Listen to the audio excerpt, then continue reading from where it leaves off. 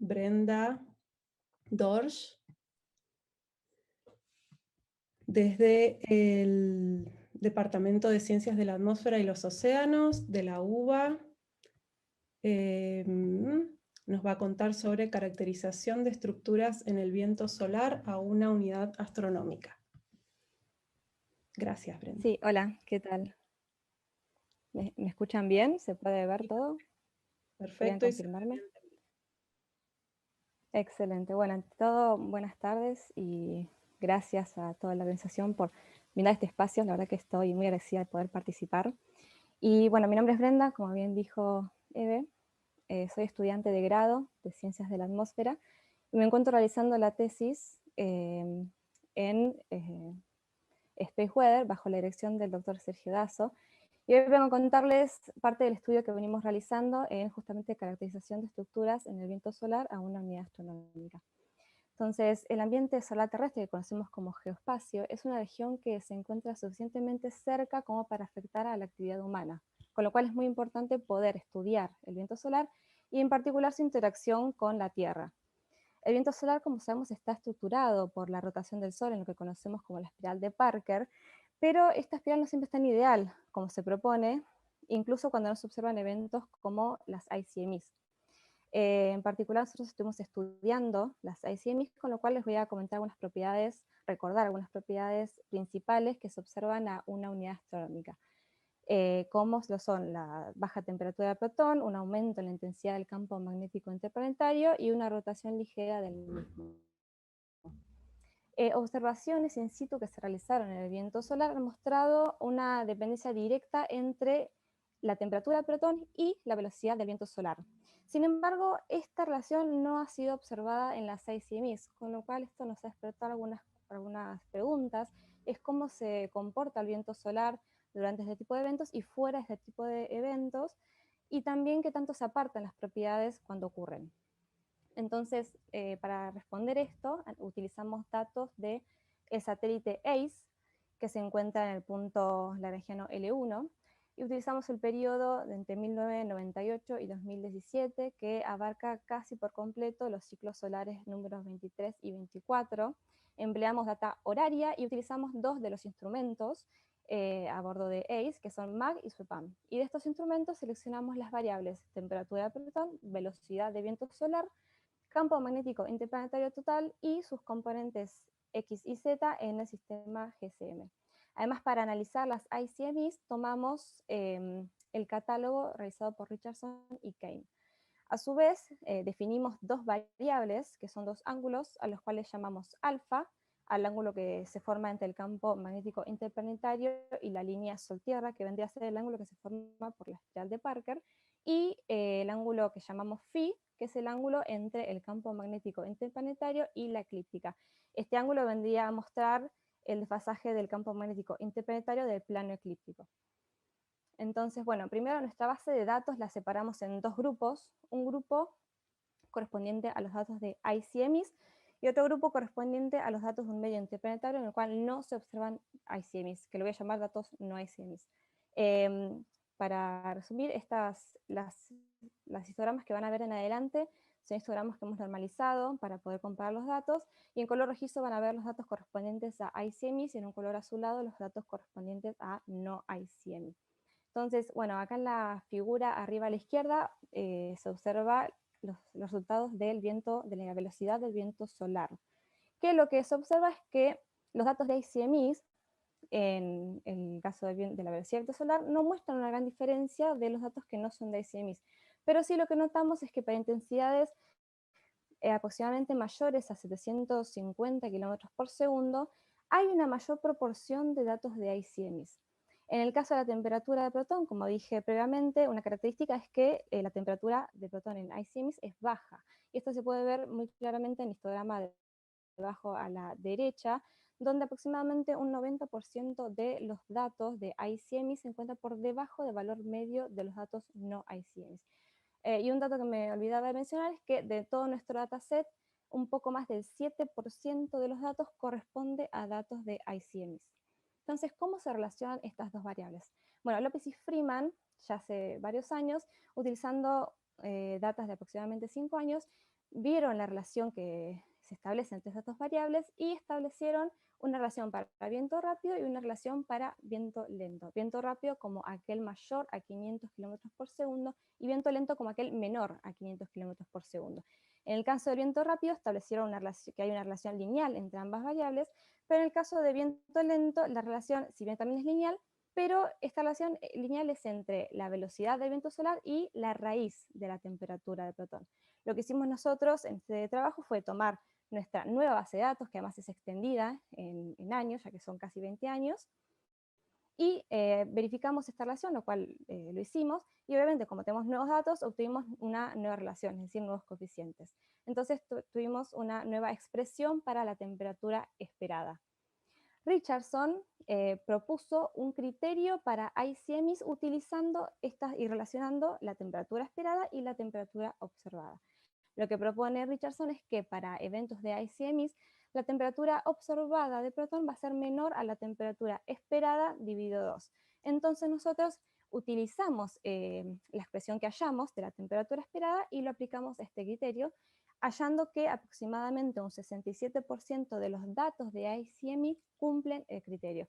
También analizamos el comportamiento de nuestra expresión de temperatura frente a la temperatura observada y se observó un buen comportamiento, lo que sí se nota una ligera tendencia a sobreestimar los valores de temperatura. Otra variable que nos interesó estudiar fue la dirección del campo magnético interplanetario, y esto lo hicimos a partir de las dos variables que definí al principio, que es los ángulos alfa y phi. En la imagen arriba a la izquierda se encuentra graficado el ángulo alfa. Como pueden ver hay dos picos. Estos dos picos corresponden a los dos sentidos que puede obtenerse, el que puede darse en el campo magnético interplanetario. El pico que se ve a la izquierda, en aproximadamente menos 135 grados, es el que corresponde a cuando el campo magnético apunta hacia el Sol, y el segundo pico a la derecha, en aproximadamente 45 grados, es el ángulo que se obtiene cuando el campo magnético interplanetario apunta hacia la Tierra. Nosotros analizamos estos datos y definimos un umbral en torno a estos dos valores esperados de ángulo en más menos 45 grados, que son las líneas punteadas rojas que se observan en este gráfico. Y obtuvimos que aproximadamente un 74% de los datos no ICMI permanecen dentro de este umbral, mientras que el valor desciende para las ICMIs a aproximadamente un 60%. En el caso del ángulo phi, que recordemos es el que nos indica que tanto se desvía el campo magnético interplanetario de la eclíptica, también lo analizamos y generamos un umbral en torno a la eclíptica en este caso. Este umbral es en más menos 30 grados y observamos que aproximadamente un 73% de los datos de no ICMI permanece dentro de este umbral, mientras que el valor desciende para los datos de ICMI a aproximadamente un 56%. Observando en líneas generales podemos ver que para los datos de no ICMI la distribución se encuentra más ordenada, pero mientras que para los datos de ICMI ya los datos, la dispersión de ellos comienza a ser más desordenada. Entonces, ¿por qué nos interesa analizar todo esto? Bueno, las condiciones en el medio interplanetario pueden desencadenar tormentas geosféricas que impactan tanto a tecnologías espaciales como a otros sistemas modernos. Por eso es vital poder caracterizar al viento solar con media hora de anticipación, es decir, a una unidad astronómica. A partir de los estudios que realizamos, pudimos generar una herramienta operativa con el objetivo de poder facilitar la identificación de este tipo de eventos geoefectivos. En la imagen que observan acá es el producto que ya se encuentra disponible en nuestra página, que muestra los datos horarios de los últimos 7 días. En el panel superior se muestra el campo magnético interplanetario total en una línea llena negra. En la línea roja se observa la componente sur, ya que es una variable que sabemos que es muy importante a la hora de analizar este tipo de eventos. En el panel del medio se observa la velocidad del viento solar y en el panel inferior observamos el ángulo alfa que estuve mencionando recién, con las dos líneas rojas que indican los dos valores esperados del ángulo. La línea de abajo correspondería a al ángulo en aproximadamente menos 135 grados, y la línea superior correspondería al ángulo en 45 grados. En rosado se observa un sombreado que corresponde al umbral que definimos en más o menos 45 grados, y los puntos corresponden al ángulo observado. Este ejemplo es de este mes, de hace un par de semanas, y se observaban condiciones calmas. Y como pueden ver, los valores del ángulo alfa se encuentran en gran parte dentro del umbral que definimos. Y bueno, para resumir un poco, analizamos datos de satélite ACE con el fin de identificar propiedades de ICMIs durante el periodo 1998 y 2017. Tanto ICMIs como datos no ICMIs se analizaron. Inventando nuestro periodo, nuestra cantidad de datos, se revió la relación que encontró López y Freeman en cuanto a la temperatura de protón y la velocidad de viento solar. Se confirmó esta relación y además se halló una nueva expresión para la temperatura esperada. A partir de esta nueva expresión, analizamos el criterio de Richardson para ICMIs y encontramos que aproximadamente un 67% de las ICMIs cumplen con este criterio. Además estudiamos el ángulo alfa, que recordemos es el que surge de la espiral de Parker. Definimos un umbral en más o menos 45, respectivamente para cada valor esperado de alfa, y aproximadamente un 74% de los datos de no ICMIs que entran dentro de este umbral definido, y para ICMIs este valor desciende a aproximadamente un 60%. También estudiamos el ángulo phi, que recordemos es el que nos muestra qué tanto se desvía el campo magnético interplanetario de la eclíptica. También, a partir del análisis, definimos un umbral, en este caso alrededor de la eclíptica, en más o menos 30 grados, y encontramos que dentro de este umbral se encuentra aproximadamente un 73% de los datos no ICMIs, y este valor desciende en las ICMIs para aproximadamente un 56%. Bueno, por último, a partir de estos estudios pudimos desarrollar una herramienta operativa con el objetivo de poder identificar ICMIs, de ayudar a su identificación, dado que es importante para la actividad humana el ser capaces de caracterizar este tipo de eventos geoefectivos. Y bueno, por supuesto, todavía queda trabajo por hacer.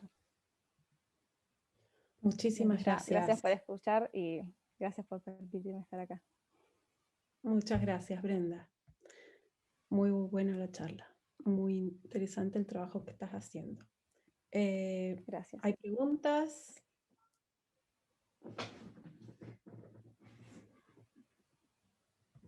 Por ahora parece que no. Yo te quería consultar con respecto a la herramienta operativa.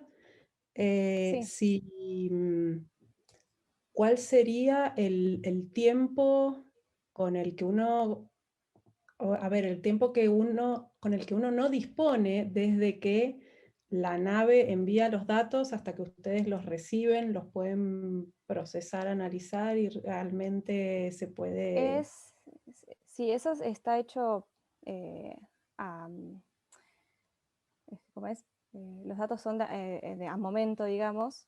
Se actualiza cada 5 minutos, o sea, es todo bastante rápido. O sea, los datos se obtienen, se analizan y cada vez que se actualizan, que es cada 5 minutos, la página se actualiza nuevamente. Perfecto. Muy bien. Bueno, yo no recibo preguntas acá a través de la ventanita. A ver cómo estamos para la próxima charla. Bueno, queda un minutito. Si no hay más preguntas,